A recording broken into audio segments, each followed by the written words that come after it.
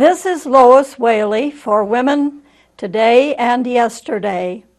I'm hoping during the month of February to highlight Black History Month, and this is, since we are taping on February 3rd, this is therefore the beginning program, and there will be one or two more during the course of February. I have a couple of books here to show, and they are ones that I often use. The first picture will show the Remember the Ladies book, written by Kirsten Olson, originally in the late 80s. And it shows pictures of 4 women on the cover. The one in the southeast picture, the lady with the sort of black and white with white stripes, she's the one I don't really know why Kirsten Olson chose, because she was a Nazi pilot, a woman pilot in Nazi Germany. The others are more familiar in terms of famous women with women's rights. The woman in the northwest corner is Mary Wollstonecraft, the British woman who wrote on women's rights in the 1790s. Underneath her is Margaret Sanger, who is the champion and founder of Planned Parenthood in the early part of the 20th century. And the woman in the, shall we say, northeast corner is a black woman. That is a picture of Sojourner Truth. I wanted to show you this because I have featured Sojourner Truth in a recent program talking about her, and how Nell Irvin Painter, who spoke at Ohio University on January 26th, had written a book about Sojourner Truth. So, more about her later, but the next book that I'm going to be referring to today is this really heavy tome. Gosh, it must weigh about 8 pounds. It's called Civil Rights Chronicle, and it was compiled by Claiborne Carson, who was a professor at Stanford University, where I was a student long years ago. In fact, where I was a member of the National Association for the Advancement of Color People at a time when there were no black undergraduates at Stanford in 1949. So those are the 2 books that I wanted to show you to begin Women Today and Yesterday. And speaking of yesterday, I was watching a very interesting program last night on Channel 22 of Time Warner Cable. It was a broadcast on CNN, which was introducing Black History Month with speeches by members of Congress who are black people. And very interestingly, when I happened to tune in, the woman who was speaking was a relatively young woman. It's hard to guess people's ages, I guess. She must be at least in her about 30, because she is a member of the House of Representatives in Washington, D.C., and her name is Terry Sewell. She was born and raised in Selma, Alabama, and recently the Athena Grand Theater has had the movie Selma playing, and I hope that many of you have had a chance to see it. Because actually today, which happens to be February 3rd, far as I can tell, is the absolutely last day that it's going to be playing here in Athens, because it has been on for a couple of weeks, and I had an opportunity to see it last week. But So it's hardly worth mentioning, except that they were showing it 3 times daily at 5:30, 7:30, and at 10:15. But I think that tonight, February 3rd, 7:30 and 10:15 are the last times it's showing here in Athens. Anyway, one of the reasons I wanted to see that film was that I remember vaguely, of course, the events of the time, but my book on Civil Rights Chronicle shows people who were pictured in the movie. There's a picture that shows 2 women, and I believe that Matt has those on his machine backstage there. The one the one picture shows a man pushing a black woman. You can't see this very well, obviously, but you see that sort of kind of diagonal thing there. That is, I believe, Sheriff Jim Clark from Selma, Alabama, pushing a black woman teacher who was protesting.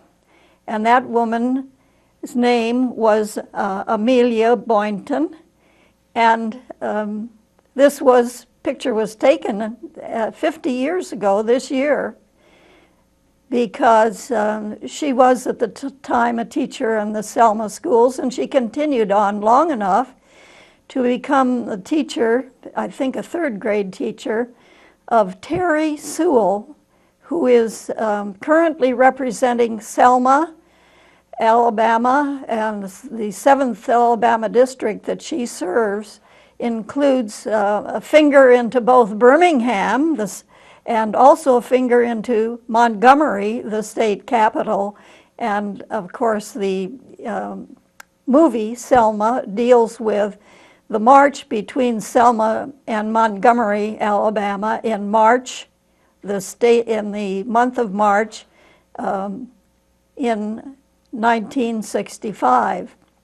Now, the other picture from this same book shows a black woman on the ground being handcuffed by 2 sheriff's deputies, also in Selma, Alabama. And I think this was in January of 1965, before the march from Selma to Montgomery. And this woman's name was Annie Cooper. She was someone who had tried several times to register to vote, and it's shown in the movie. And interestingly, the woman who played her, the actress who played Annie Cooper in Selma, is the famous, very famous, most famous black woman today, active, and who has had her own show on television for years and years. I'm talking about Oprah Winfrey. Oprah Winfrey played Annie Cooper in the they didn't show this aspect of it, where she was pushed to the ground and handcuffed during a protest in, I believe it was February of 1965. But I thought it was, I don't watch Oprah Winfrey on a regular basis, so I was not aware that I was seeing Oprah Winfrey dressed up as Annie Cooper in Selma. But it's interesting. Here are several black women of the time that the movie depicts. For the most part, I think very faithfully, as much as could be done. So I thank Matt very much for showing those pictures from the Civil Rights Chronicle, which was developed by Claiborne Carson, this huge book that I have here. And this was a gift to me in a couple of years ago by my son and daughter-in-law, because my son knew that I had had a long-standing interest in civil rights and had been active in civil rights in college myself over 60 years ago now, because that was during my time at Stanford in 1949, when we had a new chapter of the National Association for the Advancement of Colored People, the NAACP, and this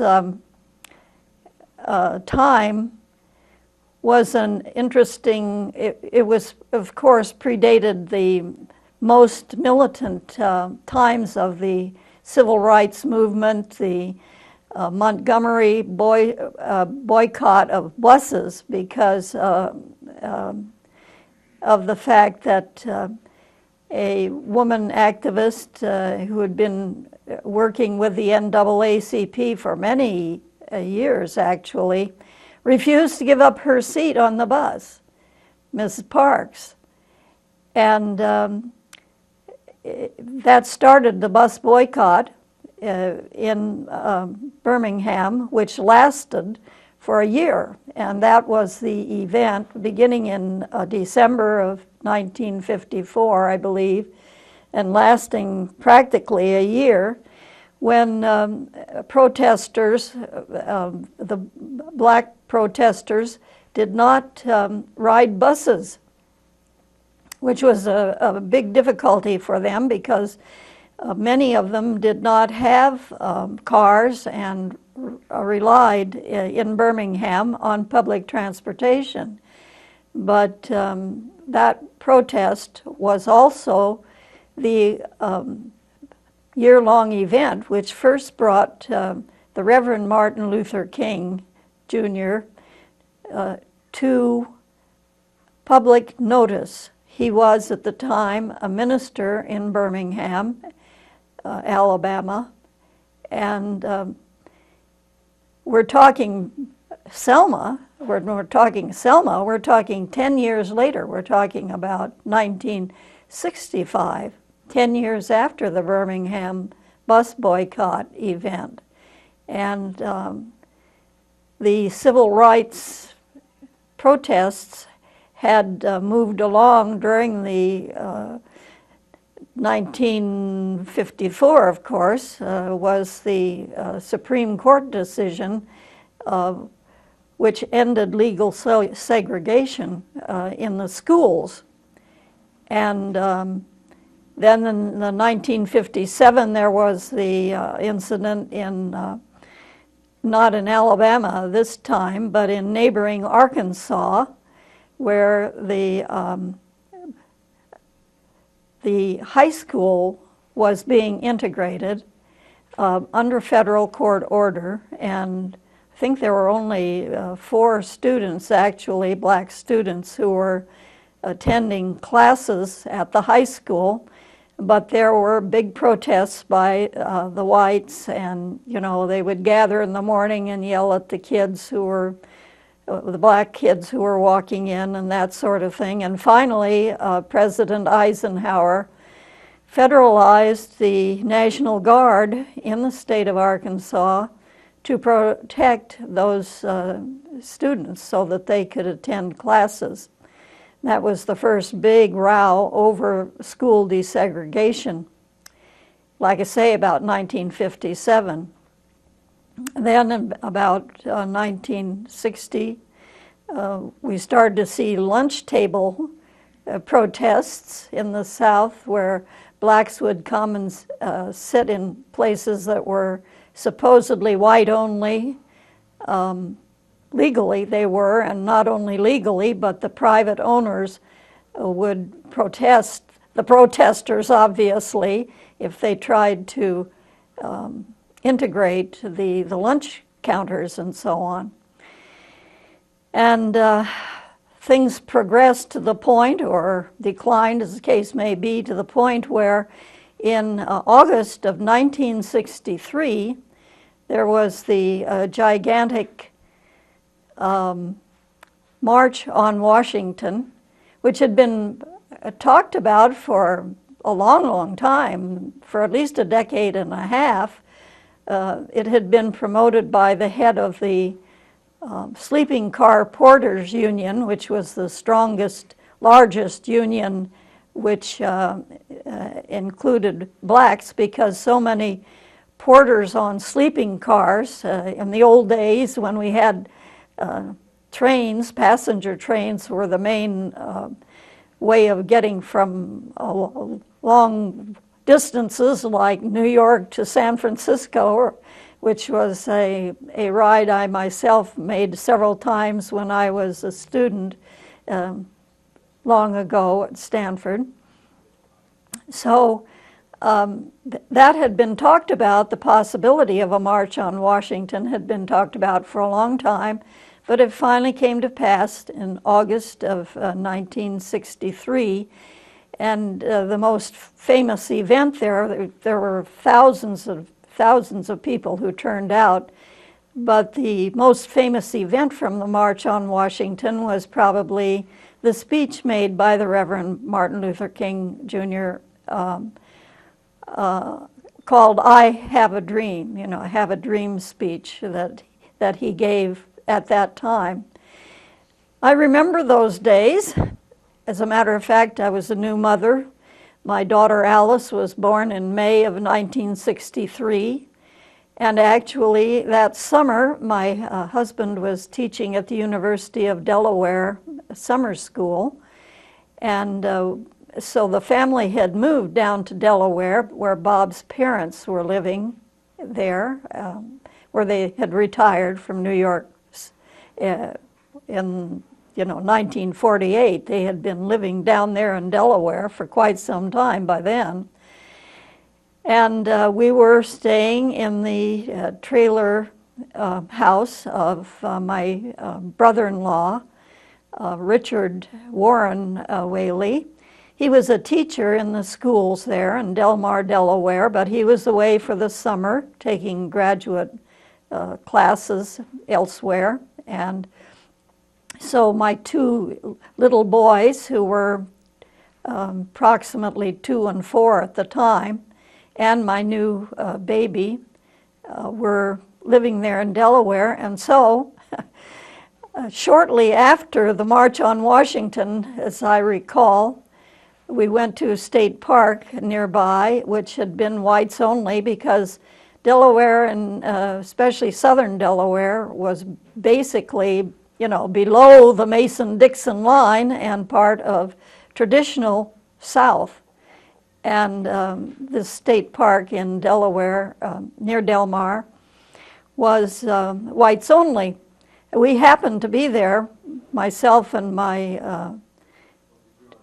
at least my 2 boys, because I remember they were in swimming. We happened to be there when a group of family, or maybe 2 families of blacks, showed up and integrated the lake, which was an interesting experience for us, of course. Being primarily of northern descent and background, and having been raised in Nevada, I was not familiar with legal segregation in the U.S. until I was a teacher at Fort Knox, Kentucky in 1955, when I had my introduction to legal segregation, which was no longer legal, actually. And our Fort Knox classes, I think, might have been the first year that they were actually integrated. I taught a 7th grade class, and I had 2 Negro girls in my class, the daughters of sergeants, non-commissioned officers, sergeants, and later very tall black boy who was 7th grader, but looked like he was as tall as a man, because he was one of those very tall black people. he came and became a member of our class in the middle of the year or something like that. But so I had this background in things before the March on Washington, before the integration of the state park in Delaware and so on. And I remember vaguely the times that the movie Selma deals with. Probably the most interesting, one of the most interesting things is that early in the picture, those of you who have seen it would recognize this, that there was an explosion which sort of ignited matters for sure. Well, now we're going to be seeing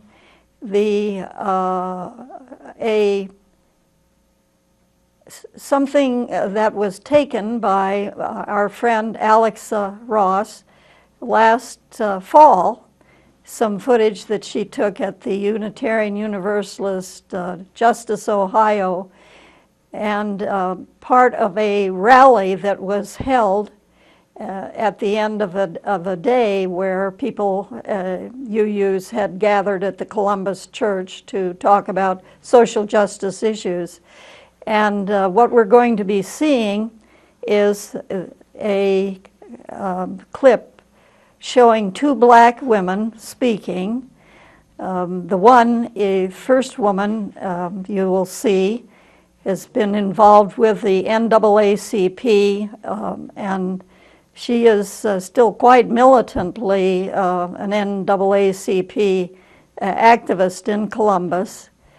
And then a second woman who will talk about the Fair Hiring Act, which is a proposal to make it easier for black people and other minorities to get civil service jobs. So now we'll be seeing that clip, and then I'll be back afterwards to make some further comments.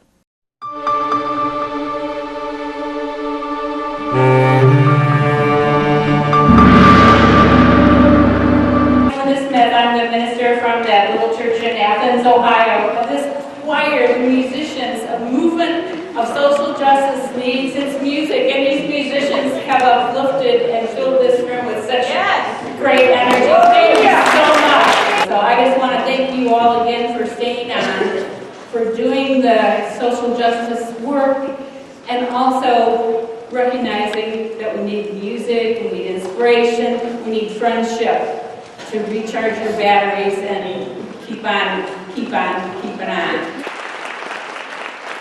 You all, thank you for inviting me. I want to speak to these gentlemen over here before they leave.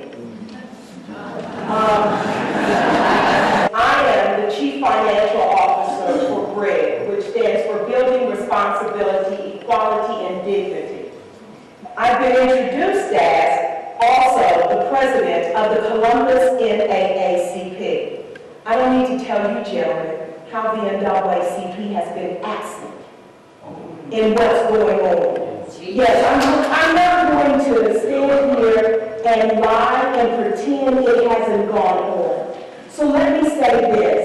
One of the reasons why the Columbus NAACP has collaborated with BRIG is because the NAACP on a national level, in Dayton, on a state level, has been absent. Shame on us.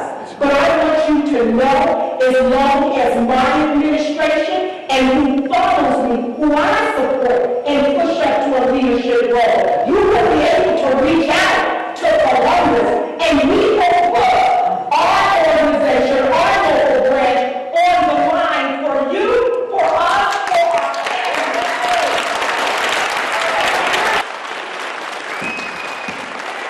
I will sacrifice, I have sacrificed my position with the national NAACP because I will continue to fight outside of that structure.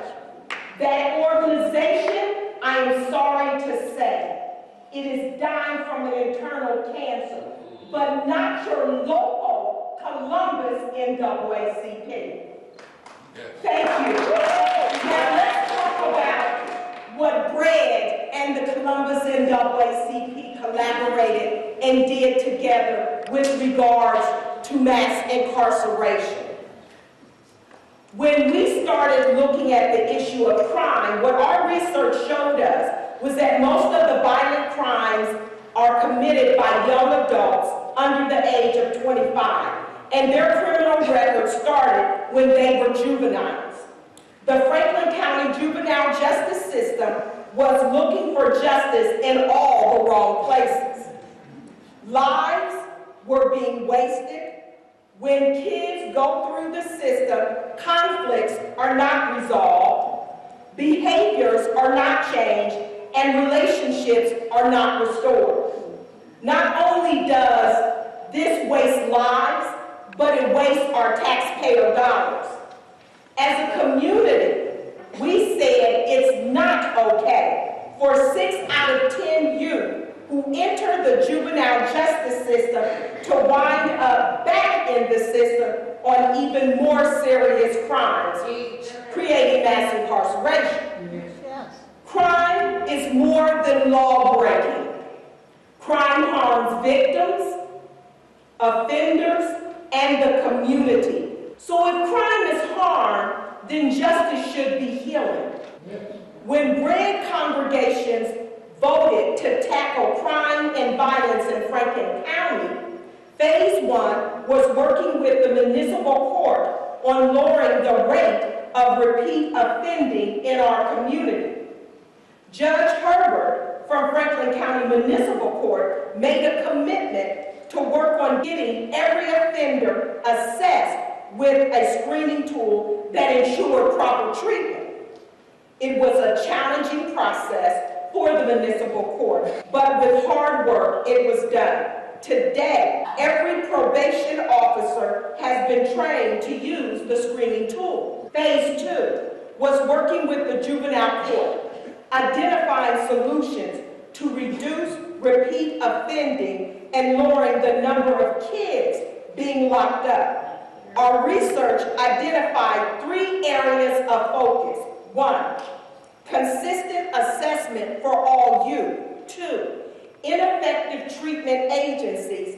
And 3, adequate diversion programs. We pushed for a screening tool, the Ohio assessment system, to be available for all youth and for something to be done about the ineffective agencies which address issues 1 and 2. However, 3 was a little more challenging, locating a program with a successful track record as it relates to low-risk offenders. First, we held a restorative justice community summit where over 120 people from various organizations, including the Columbus NAACP, congregations, and public officials, came together to learn from national restorative justice experts on what kind of diversion we needed for our youth. From the summit, we identified a solution called Community Restorative Boards or Circles. This solution has been identified as the model of restorative justice that would rehabilitate youth. Community Restorative Justice Circles is a proven approach to diversion that will 1, lower repeat offending, 2, lower the number of minority youth in jails, 3, increase victim satisfaction, 4, get the community involved, and 5, hold offenders accountable in a life-changing way. Community Restorative Justice Circles is a diversion option for low-risk, first-time youth offenders who would otherwise wind up getting caught in the expensive traditional court. Today, by joining with the juvenile court, we are currently reducing the detention of youth and addressing the needs of low-level offenders. That is, several youth that would have been pushed through the criminal justice system have joined the community without a criminal record. The victims have received justice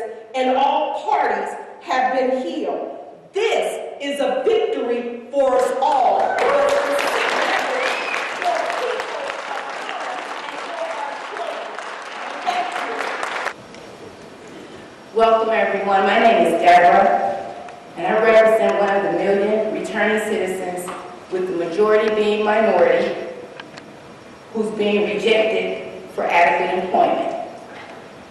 Why am I here? Well, because I stand with local organizers and leaders who are pushing for the Ohio Fair Hiring Act. Why? I stand with these leaders simply because I am hopeful for fair chance law reform in Ohio. The Ohio Fair Hiring Act will afford those with blemishes on their background record for a shot at a good job and a decent life. Who here has heard of Ban the Box? Well, the Ohio Fair Hiring Act is our version of Ban the Box for Ohio government jobs. How many people here have ever applied for a state job? Good. Which is key to not resulting to crime or returning to crime. I know you know what I'm talking about, the pre-hiring process of a civil service job. Application, passing the civil service exam, being put on an eligibility list, being interviewed by the relevant department head, then a conditional offer of employment. With that said, let me tell you how the Ohio Fair Hiring Act works. It does two things. One, it removes the question on the job application about an individual's background and delays the background check investigation until later in the hiring process. Two, when the employer does the background check, the decision maker questions the history, takes into consideration the nature of the application, the relevance and direct relationship of the conviction to the job, rehabilitation and good conduct, and the time that's lapsed since the conviction. So I told you how it works. It delays the background investigation and prohibits applicants from being disqualified without relevance. Now I get to tell you about why it's important. The process is dehumanizing. Instead of seeing me like a human being, it sees me as a piece of paper. In 2007, I applied for a civil service job for a clerical position, for which I went through the pre-hiring stages. I applied, passed the exam, was placed on the eligibility list, never interviewed. Therefore, a conditional offer of employment never exists. At that time, I was seeking a BA in Business Administration through Wilmington College. I had worked a 6-month internship at a Fortune 500 company doing clerical work. I am knowledgeable and experienced with administrative and clerical duties. Therefore, the Ohio Fair Hiring Act clarifies the duties and responsibilities of our society as a whole when it comes to fair chance law reform. The act is important because its intent is to eliminate any discrimination against any individual. Help fill the dream of many, like myself, hire on merit. This begins with one step out of our comfort zone. You need to contact your representative, ask them to support this bill. Please call them, maybe even write to them. And if you want, tell them that the law should apply to public sector jobs as well. Here I am, Lois Whaley, back again for Women Today and Yesterday. And you just saw a clip of a couple of black leaders, women leaders, who spoke in November at the Unitarian Universalist Justice Ohio meeting that was held November 8th after the election on Tuesday, November 4th. I want to talk about some other black women, modern day women, that I saw, as I mentioned earlier in the program, on TV last night, that is to say February 2nd, broadcast from the U.S. Congress, when there was a special program which lasted about an hour and which featured Congress women, mostly women, but including some men too, of course, talking about Black History Month and the importance of learning and knowing Black history and of activism by blacks for their rights and the rights of all people, actually, and especially of American citizens, the rights of American citizens to vote and the like. One of the people who spoke was Terry Sewell, whom I mentioned earlier, the Alabama congresswoman from the district which includes Selma and a little bit of both Montgomery and Birmingham, because it's one of those, kind of strange looking districts. Is pretty compact for the most part, but it has these fingers that reach out both to Birmingham and Montgomery, and Selma is a part of it. Terry Sewell was born and raised in Selma, and this January she started a movement to celebrate the 50th anniversary of the march to Montgomery from Selma. And interestingly enough, she had a picture that was shown on the internet. She didn't have the picture with her on the Congress, but she had a picture on the internet, which I saw this morning, of her with Amelia Boynton. Amelia Boynton was the black teacher who was being pushed by Sheriff Jim Clark back in 1965, and which we saw earlier. She was then a woman about 50, teacher in Selma, and it showed Terry Sewell with Amelia Boynton, because she is still around. She's 102 years old. Amazing, isn't it? But here she is, 50 years after the events, still alive, and she was someone who protested, and that's why she got shoved by the sheriff in a picture which wound up on the front pages of many American newspapers in January 1965.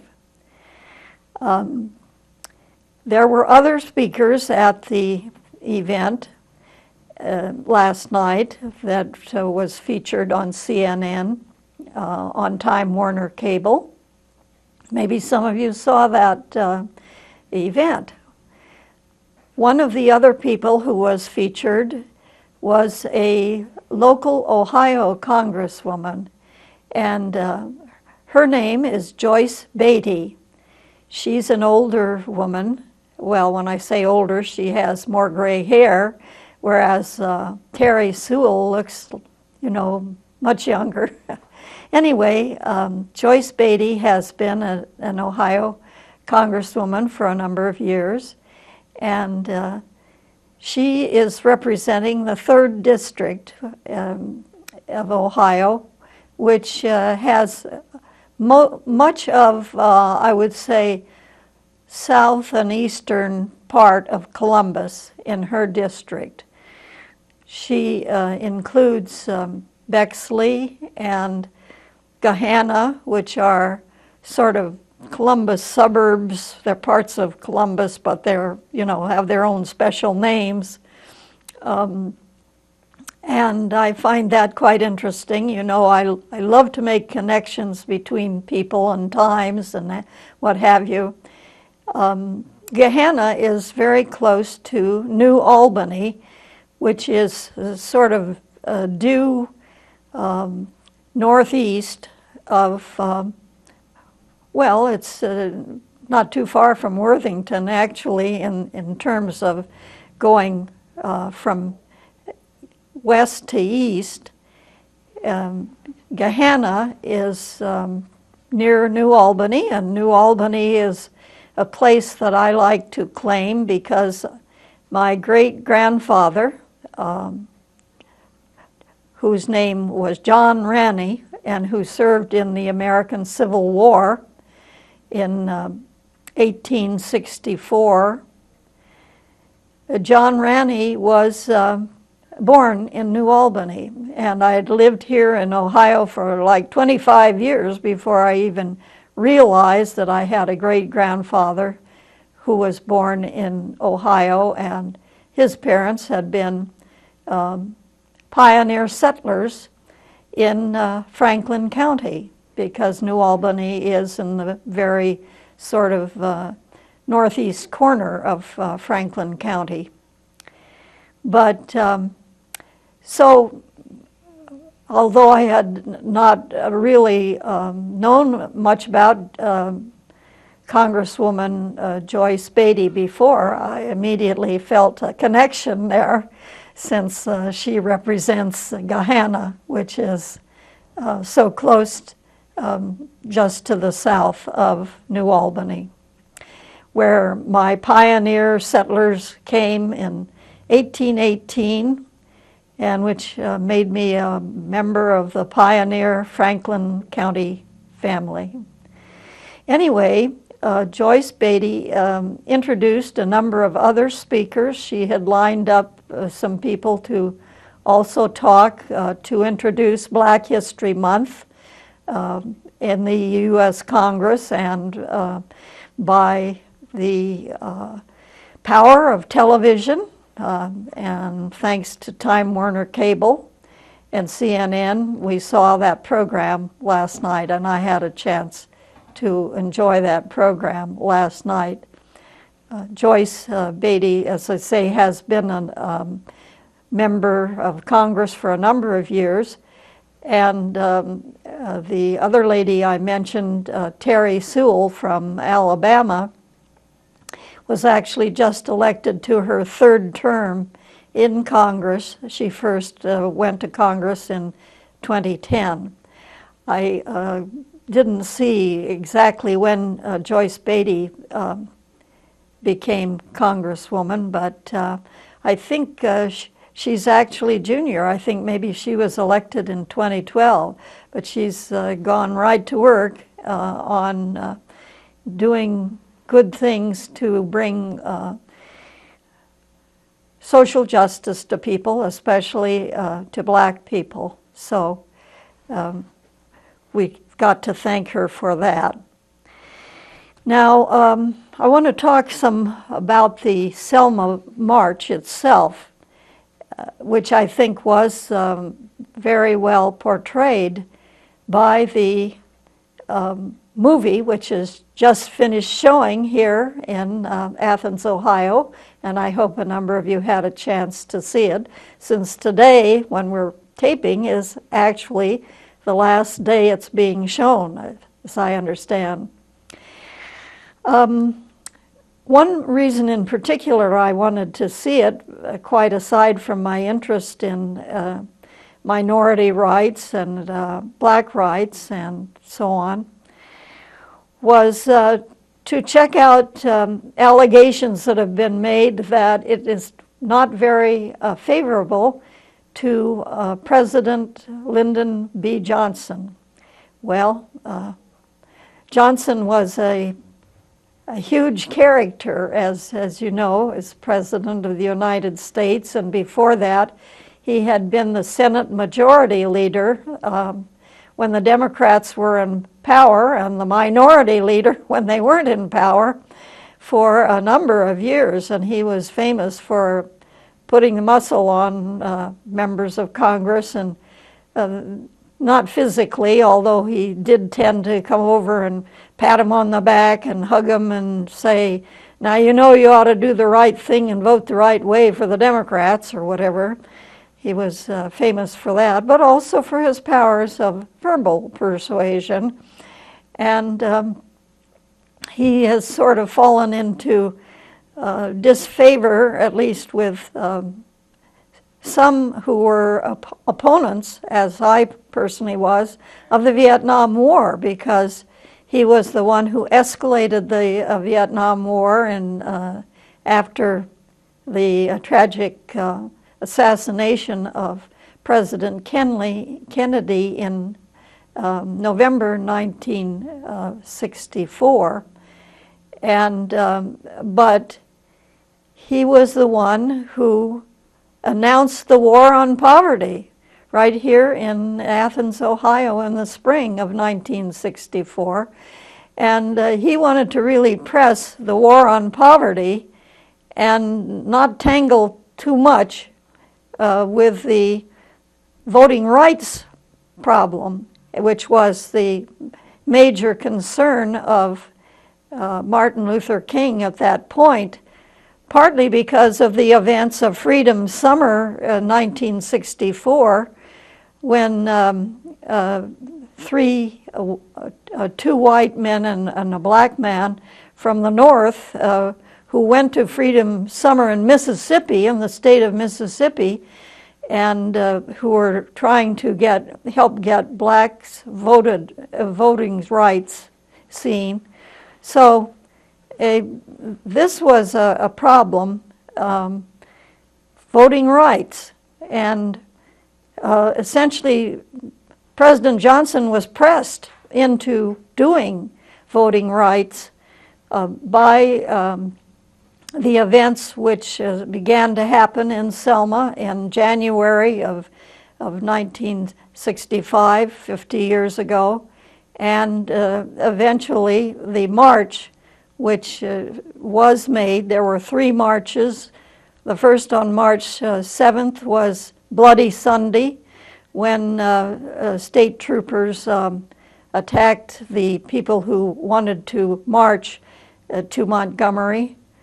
And then on March 9th, King himself led a march which took the whole half of the highway across the Edmund Pettus Bridge, but turned back. They turned back. Marchers knelt, turned back after the Reverend King led the way back to the church where they had started from. But one of the things that happened was that a Unitarian Universalist minister, James Reeb, who had gone to Selma, was attacked on the street at night, called a white nigger or something like that, and actually beaten so that he died 2 days later. And it was after that President Johnson called for a Voting Rights Act in the middle of March 1965, and then the federal court lifted an injunction of a state court which had stopped the marchers from marching originally. And by that time, people were coming from all over the U.S. to join in the march, which began on March 21st and ended up in Montgomery on March 25th, when the Reverend King spoke in front of the state capitol in Alabama in Montgomery. But later that night, that same day, March 25th, a white woman from Detroit, Viola Liuzzo, was shot to death by Klansmen. She was someone who had come to help out and had done various things, and soup kitchen and that sort of thing. But she was using her car to transport people back from Montgomery to Selma, and on the road back, in the dark and so on, she was shot in the face and killed. She was a housewife, and she happened also to be a Unitarian Universalist member in Detroit. That was on March 25th. So by then, there had been 3 deaths, 3 murders associated with Selma. The first was a young black man, Jimmy Lee Jackson, who was, he died from wounds that he suffered during the first march on the 7th of the month of March. So those were pretty exciting times, and we see that coming up soon will be commemorations of the 50th anniversary of the Selma March, which will occur more. I'm sure we're going to be hearing more about it during this current Black History Month, and then there will be events commemorating it. I think they're thinking of doing the march again from Selma to Montgomery, but we'll have to wait and see just what transpires with that.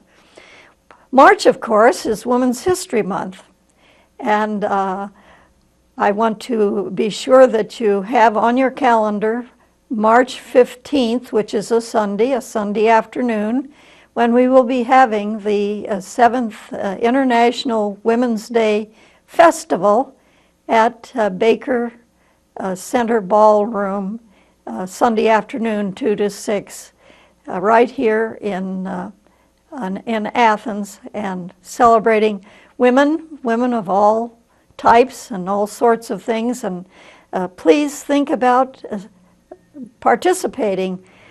Come and watch if you're a man, if you're a woman.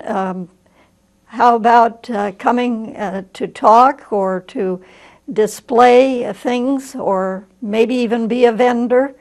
There's going to be information on the internet about International Women's Day Festival, March 15th, coming up during March Women's History Month. This is Lois Whaley for Women Today and Yesterday.